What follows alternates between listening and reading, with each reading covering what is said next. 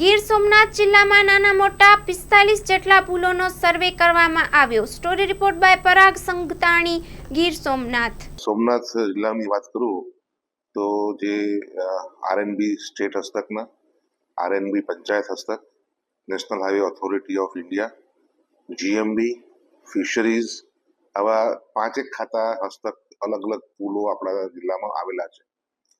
આ તમામનું અમે એક ફિઝિકલ ઇન્સ્પેક્શન કરી લીધું છે અને એ પૈકી લગભગ 7 જેટલા પુલ એવા છે જે અમને હાલમાં થોડાક એમાં નબળા હોય એવું જણાઈ આવ્યું છે। આ 7 પૈકી 4 મુખ્ય પુલ એવા છે। એક તો મછુંદરી નદી, જે ઉના ખાતે આપણો પુલ આવ્યો છે, એ મછુંદરી ઉપરનો એક પુલ છે। એક પુલ જે છે આપણો એ કાજલી, જે આપણું જે પીએમસી છે એની આગળ જે હિરણ નદી ઉપરનો પુલ છે। એક પુલ જે છે એ તલાલાના ગામમાં પંચાયત હસ્તકનો એક નામ અત્યારે મને એક્ઝેક્ટ પણ એનો પુલ છે, જે જર્જરિત છે। અને અન્ય એક પુલ જે છે આપણો અહીંયા ગુજરાત મેરીટાઈમ બોર્ડની જહેતમાં એક પુલ છે। આવા તમામ પુલોને આપણે ભારે વાહનો માટે પ્રતિબંધ કરતું જાહેરનામું લગભગ આપણે શનિવારે અને રવિવારે પ્રસિદ્ધ કરી દીધું છે।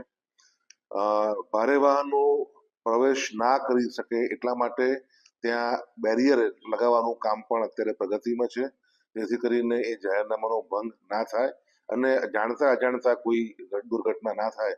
એટલે એ તમામ પુલોના બંને છેડે ઉપર આપણે ભારે વાહનો પ્રવેશી ના શકે તે માટે એના બેરિયર્સ લગાવવામાં આવી રહ્યા છે। અને આ ઉપરાંત જે રિપેરનું હતું, તો એક નદી અહીંયા આપણે જે દેવકા નદી ઉપરનો એક પુલ છે આપણે વેરાવળ તાલુકામાં, તેની નીચે એપ્રન એનું ધોવાઈ ગયું હતું। પુલને કોઈ ક્ષતિ થઈ નથી, પરંતુ જે વહેતા પાણીથી પાયાને નુકસાન ના થાય એટલા માટે એક આરસીસીનું એપ્રન બનાવવામાં આવતું હોય છે, એ એપ્રન ધોવાઈ ગયું હતું। એ એપ્રનની રિપેરિંગની કામગીરી હાલમાં ચાલુ છે, ગઈકાલથી ચાલુ છે કામગીરી, અને આજે પણ એ કામગીરી ચાલુ છે। આ સિવાય જ્યાં વિગતવાર ડિટેલ એનાલિસિસ કરવી પડે હોય સ્ટ્રક્ચરની, એ માટે પણ આપણે સરકારશ્રીમાં રજૂઆત કરી છે। જે જીએમબી હસ્તકના 3 પુલો છે એનું આપણી પાસે એસવીએનએમાંથી એનું આપણી પાસે રિપોર્ટ આવી ગયા છે કે નબળા છે, એનું રિપેરિંગ કરવું પડે એમ છે। જે તલાલાના પુલની જે વાત કરું છું, જે બંધ કર્યો આપણે, એ પંચાયત હસ્તક નવો પુલ મંજૂર થઈ ગયેલો છે, એટલે એનું અત્યારે સોઇલ ટેસ્ટિંગની કામગીરી પણ પતી ગઈ છે, એટલે એના હવે એસ્ટિમેટ બનીને એ પણ નવો પુલ બનાવવાની કામગીરી ચાલુ થઈ જશે। જે બાકીના 2 પુલ છે રિપેરિંગ કરવા માટે પણ નેશનલ હાઈવે ઓથોરિટીને જણાવ્યું છે અને અમે એના સાથે પત્ર વ્યવહાર પણ કરી રહ્યા છીએ અને જરૂર લાગશે તેમને રૂબરૂ બોલાવીને પણ સૂચના આપીશું। આમ જિલ્લામાં અત્યારે હાલ કુલ 7 પુલોમાં આપણે ભારે વાહનો માટે પ્રવેશબંધી ફરમાવી છે। એક પુલમાં આપણે એપ્રન રિપેર કરવાની કામગીરી હાલમાં ચાલુ છે।